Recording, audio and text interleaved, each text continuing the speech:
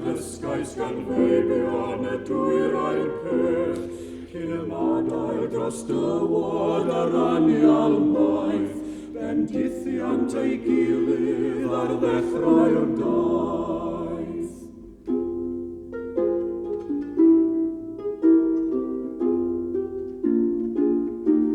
Pob un ar ei gamel cyn mentro cam, tua di eith yr ffin, lle mae'r wawr yn fflam, a'i law ar ei galon, salam yw ei gri, tangnefedd Duw a fo gyda thi.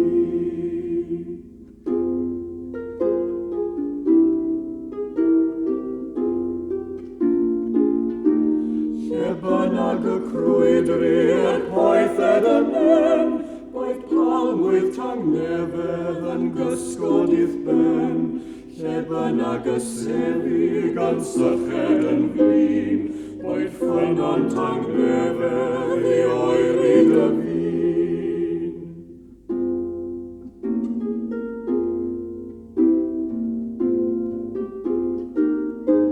Lle codech dy babell i gysgu bob hwyr, roed seren tangnefedd i dorffwys yn llwyr, pan glygech dy babell ar doriad bob dydd, doedd awer tangnefedd ag iechyd i ddrydd.